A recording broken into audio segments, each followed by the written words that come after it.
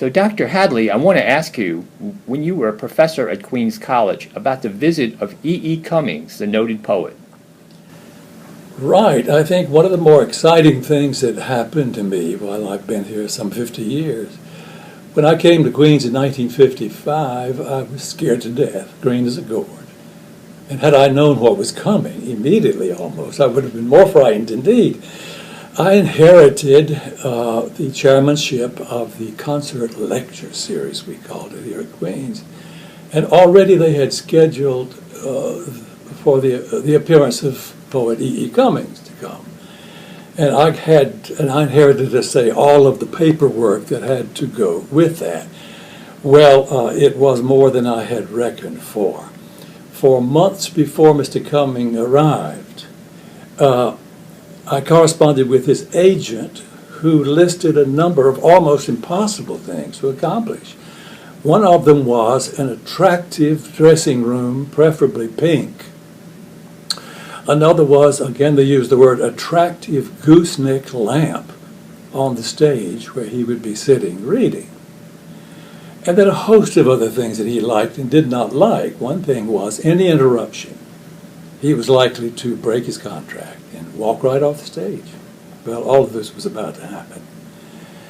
Mr. Cummings arrived, and I went down with a student to the old Hotel Charlotte, which is no longer there, and called from the lobby. His wife answered, and she said, "Help! Get up here as quick as you can. We're being bombarded by reporters." The student and I went upstairs to collect Mr.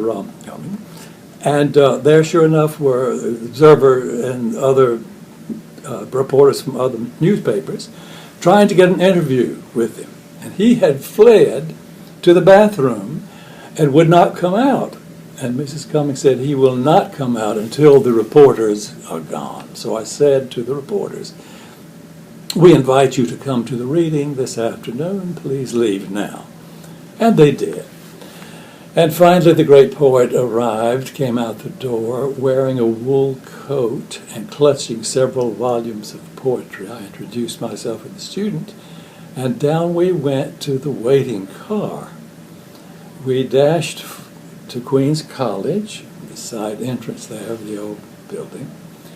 And I said, "Mr. Cummings, I suppose you would like to rest in your attractive pink room that we've arranged for you, because you've had a long journey." He said, No, this is fall, it's beautiful. He said, "I'd like to walk around the campus."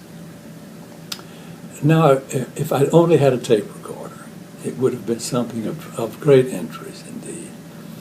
We walked about the campus. He picked up leaves, spoke to them, and said things I remember, like one particular. He said, "This time last year, Dylan Thomas and I were walking in such and such a place, and we didn't even notice whether there was traffic or not. We were so wrapped up in our work."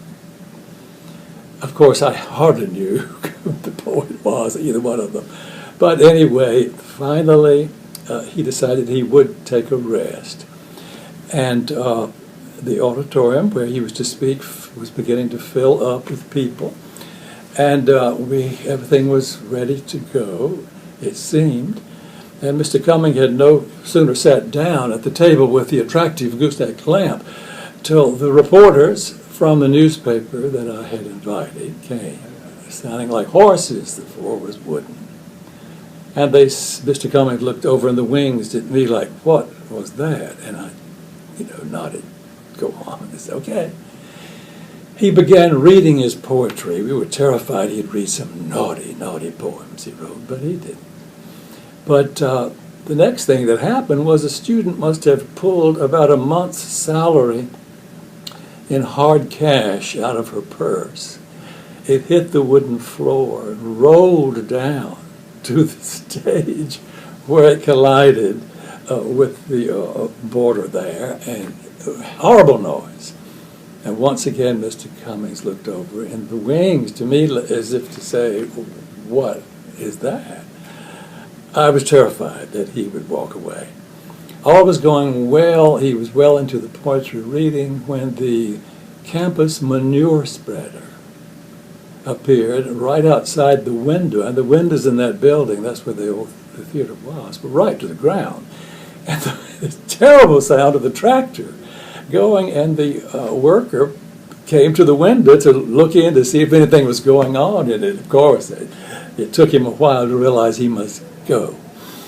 So anyway, the program proceeded without further ado, and when he had finished his last poem, and by the way, it was a full house, people had come all the way from hundreds of miles away to see him, we got him into a waiting car at the door. He did not want any autographs given.